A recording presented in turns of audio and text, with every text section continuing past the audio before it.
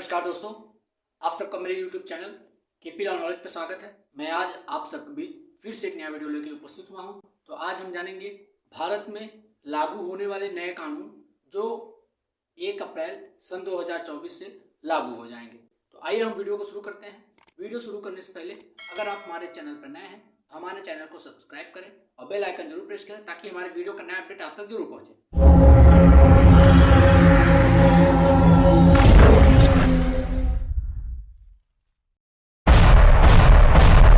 Police चौकी या police थाने में शिकायत दर्ज करने के बाद अब आपको बार बार थाने या चौकी के चक्कर नहीं लगाने पड़ेंगे। इस नए कानून में यह प्रावधान दिया गया है कि अगर आप पुलिस थाने में या चौकी में अगर शिकायत कर देते हैं तो पुलिस का काम है 90 दिनों के अंदर शिकायत की जांच करके आप तक वो जानकारी पहुंचाएंगे कि आपकी शिकायत कहां तक पहुंची। अभी हाल ही में केंद्र सरकार ने अंग्रेजों के जमाने के 163 साल पुराने कानूनों में बदलाव कर दिया है जो 1 अप्रैल सन 2024 से लागू हो जाएगा। शिकायत दर्ज करना या अपने केस की जानकारी के लिए थाने के चक्कर लगाना अब गुजरे जमाने की बात होगी। जल्द ही आने वाला नया कानून आपकी कई मुश्किलें आसान कर देगी। अपराध को पीड़ित के 90 दिनों के जांच के प्रगति के बारे में खुद पुलिस जानकारी देगी। यही नहीं, नए कानून भारतीय नागरिक सुरक्षा संहिता में हर पुलिस थाना में किसी को भी गिरफ्तार की गई सूचना देने के लिए पुलिस अधिकारियों को नामित किया गया है। भारत सरकार द्वारा 3 नए कानून पारित किए गए हैं जो 1 अप्रैल सन 2024 से लागू हो जाएंगे। ये तीनों कानून आपराधिक हैं जो सबसे ज़्यादा इस्तेमाल किए जाते हैं। कुछ कानून तो नए सिरे से लिखे गए हैं, यानी नाम के साथ उसका काम भी बदला गया है। पहले आईपीसी यानी इंडियन पिनल कोड भारतीय दंड संहिता 1860 अब भारतीय न्याय संहिता बीएनएस 2023 होगा। ऐसे ही सीआरपीसी यानी क्रिमिनल प्रोसीजर कोड दंड प्रक्रिया संहिता 1973 अब भारतीय नागरिक सुरक्षा संहिता बीएनएसएस 2023 होगा। अब भारतीय साक्ष्य कानून यानी इंडियन एविडेंस एक्ट 1872 अब भारतीय साक्ष्य अधिनियम 2023 होगा। सरकार के मुताबिक नए कानून को लाने से पहले 18 राज्यों, 6 संघ शासित प्रदेशों, सुप्रीम कोर्ट, 16 हाई कोर्ट, 5 न्यायिक अकादमी, 22 विधि विश्वविद्यालय, 142 सांसद, लगभग 270 विधायक और जनता ने इन नए कानूनों पर अपने सुझाव दिए थे। 4 सालों तक इस कानून पर गहन विचार विमर्श के बाद इसे तैयार कर इसे संसद में पेश किया गया। राष्ट्रपति की मंजूरी के बाद इसे लागू कर दिया जाएगा। अंग्रेजों के जमाने का आईपीसी इंडियन पिनल कोड जो हिंदी में भारतीय दंड संहिता को लॉर्ड मैकॉले ने लिखा था। कहा जाता है कि मैकॉले ने जब वकालत शुरू की थी तो सबसे पहले उन्हें अंडा चोरी का केस मिला था, लेकिन वो पहला केस ही हार गए।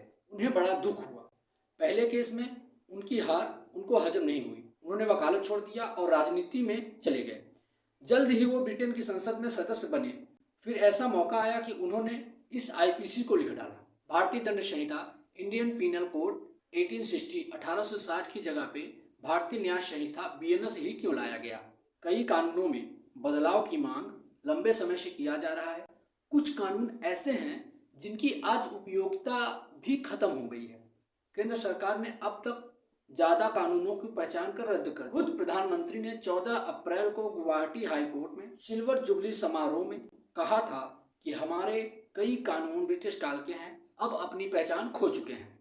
देश के सबसे चर्चित कानून आईपीसी भारतीय दंड संहिता इंडियन पिनल कोड में 511 धाराएं हैं, लेकिन इसमें से अब 155 धाराएं कम होंगी, जिसका प्रस्ताव नए कानून में रखा गया है। यानी कि सब मिलाकर अब नए कानून में 356 धाराएं होंगी। 176 धाराओं में बदलाव किया गया है। 22 धाराएं हटाई गई हैं, 8 धाराएं जोड़ी गई हैं। मुख्य बदलाव की जिक्र करें तो वो है धारा 302, जिसे मौत की सजा सुनाने में जिक्र होता है। नए कानून में यह धारा अब 101 में होगा। धारा 420 काफी सुना होगा, अक्सर इसे धोखाधड़ी के मामलों में बोला जाता है। ये धारा अब 316 हो गई है। जब भी कहीं दंगा या बवाल होता है तो पुलिस तुरंत धारा 144 सीआरपीसी लगा देती है।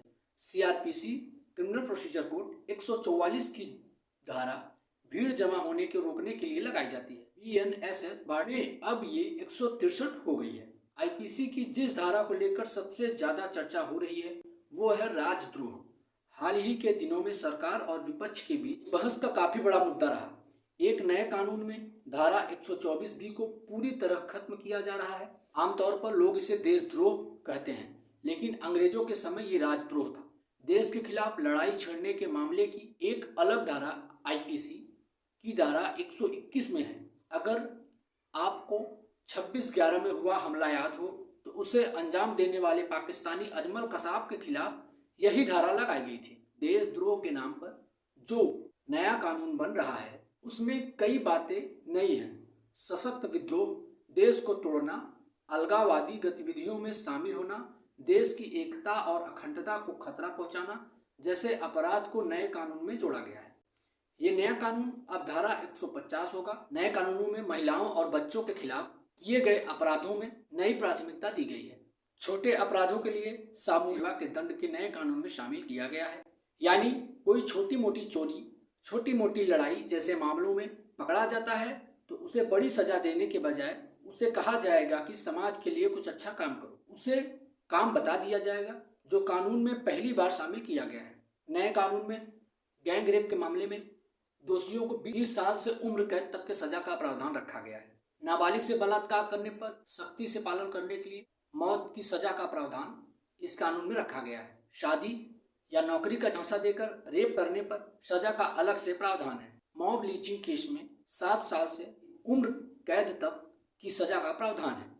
यानी अगर भीड़ में कोई किसी को पकड़कर मारता है तो उसे अब अलग कानून में अब रखा गया है। अभी तक धारा 302 में ही इसको शामिल किया गया था। मामले में जल्द कार्रवाई के लिए जो 0 FIR की सुविधा है उसमें अब कुछ बदलाव किया गया है। केस पर जल्द कार्रवाई करने के लिए अब जिस थाने का केस होगा वहां 15 दिनों के अंदर भेजना होगा।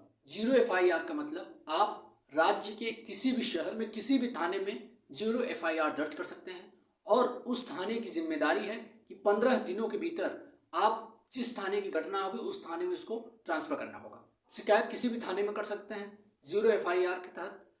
इससे कोई फर्क नहीं पड़ता है कि मामला किस थाने के है और किस थाने में आप मामला दर्ज कर रहे हैं। जैसे कि होता था कि अगर मामला किसी थाने का है तो आप किसी और थाने में FIR कराने जाते हैं, शिकायत दर्ज करने जाते हैं तो साफ साफ बोलते थे मामला हमारे इलाके का नहीं है। लेकिन इस नए कानून में ये बताया गया है, ये लिखा गया है कि अगर आप चाहें तो मामला किसी राज्य के किसी भी थाने में किसी भी शहर में जाकर कर सकते हैं।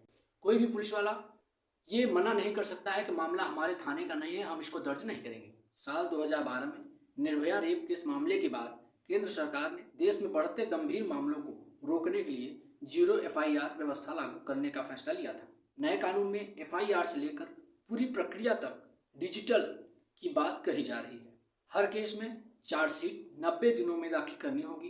कोर्ट अगर चाहे तो इसे और बढ़ा सकता है, लेकिन 180 दिन से ज़्यादा का समय नहीं मिलेगा। नए कानून में चार्जशीट मिलने के 60 दिन के भीतर आरोप तय करने की बात प्रस्तावित की गई है।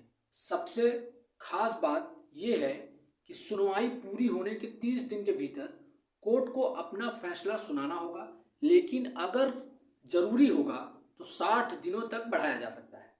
अदालत का फैसला 7 दिन के अंदर ऑनलाइन उपलब्ध कराने की भी बात कही गई है। समरी ट्रायल को 3 साल की सजा में अनिवार्य किया जाएगा। पहले 2 साल तक की सजा में अनिवार्य था। माना जा रहा है कि इससे सेशन कोर्ट में केस की संख्या 40 से 45% तक की कमी भी आएगी। निचली अदालतों में इससे न सिर्फ काम का बोझ कम होगा, मामले को निपटारे में तेजी आएगी। दरअसल समरी ट्रायल का मतलब कम गंभीर मामलों को तेजी से सुनवाई कर केस का निपटारा करना। इनमें वे केस शामिल होंगे जिनकी अधिकतम सजा 3 साल की होगी।